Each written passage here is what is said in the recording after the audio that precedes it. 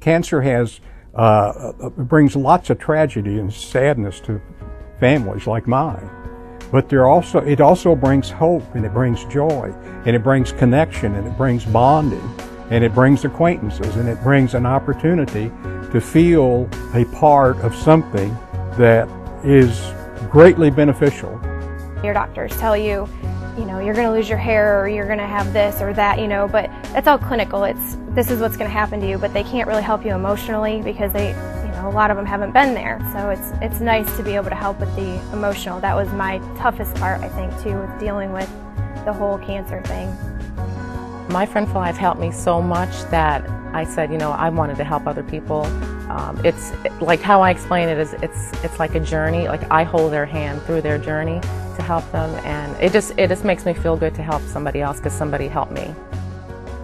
Friend for Life is the only one-on-one support network for persons with all types of cancer.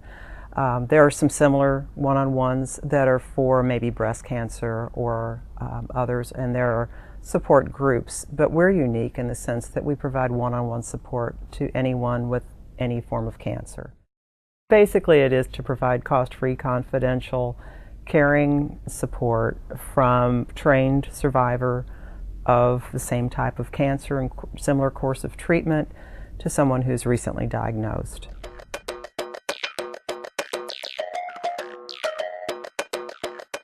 What I needed most of all was a friend that would, and that could be aided by surgery or injections or sutures or bandages or whatever, but none of that was on my mind.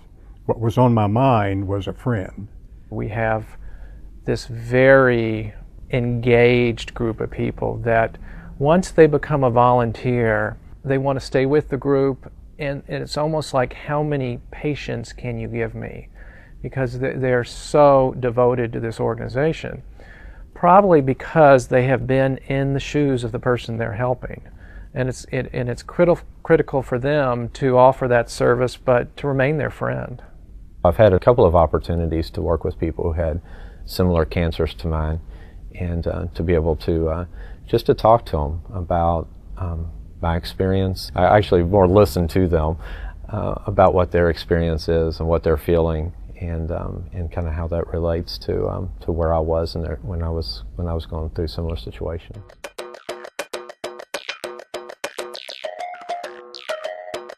We've used Facebook and Twitter. Facebook has the causes application where we have our own profile and people can donate through the site and just get to know a lot more about what we do. And Twitter is really strangely enough, is really taking us really forward. We have about 1,500 followers from all over the country and even all over the world. It's really kind of changed how we look at how we provide support, but it's still the same one-on-one support. It's still somebody that's newly diagnosed, that's very scared, they don't know what to do, who to turn to, but it's still the same connection of the newly diagnosed to somebody that's a survivor of the same kind of cancer. And we're finding out that getting the word out nationally and even internationally is having the effect of bringing in local people and statewide.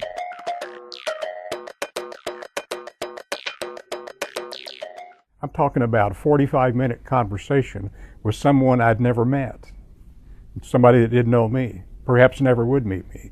They lived far off. But it was if it was a friend next door, or the neighbor, or a relative, or an in-law, or something. I mean, there was a bond from the first moment of the conversation. There was a feeling, not just of compassion, but of understanding of, yes, I've been there and I got a feel for what's happening with you. I'm always happy just to help them, just to feel better about themselves and know that they could go on, that somebody's there to help them out.